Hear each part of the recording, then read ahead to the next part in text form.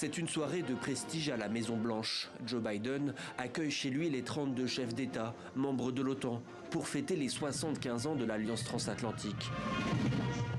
Une coupe à la main, son secrétaire général Jens Stoltenberg et le président américain ont le sourire. Très décrié il y a encore quelques années, l'organisation a trouvé un nouveau souffle depuis l'invasion de l'Ukraine par la Russie. Nous ne partageons pas de frontières, mais nous sommes voisins parce que nous partageons tous des croyances communes en matière de dignité, d'égalité, de démocratie et de liberté. Et nous sommes tous voisins parce que nous sommes là les uns pour les autres.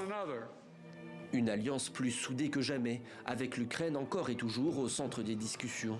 Les membres de l'OTAN ont convenu d'accorder cette année une nouvelle aide d'au moins 40 milliards de dollars. Mais le président ukrainien, Volodymyr Zelensky, comme durant les précédents sommets, veut aller plus loin. Il demande encore des garanties sur l'intégration de son pays à l'organisation. Le secrétaire général de l'OTAN lui répond.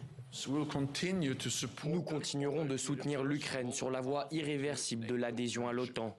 Le travail que nous accomplissons ensemble actuellement garantira que le moment venu, l'Ukraine pourra adhérer sans délai. La question n'est pas de savoir si, mais quand.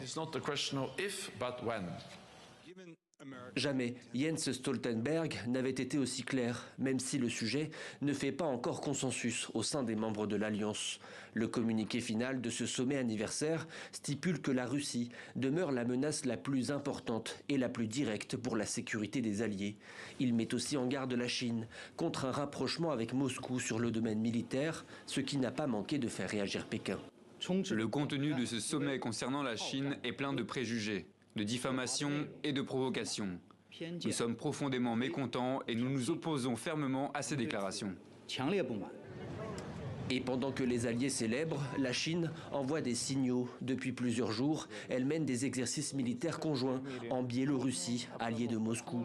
Des militaires chinois sur le sol européen, la symbolique est grande, d'autant que les entraînements ont lieu à quelques kilomètres seulement de la frontière polonaise, pays membre de l'OTAN.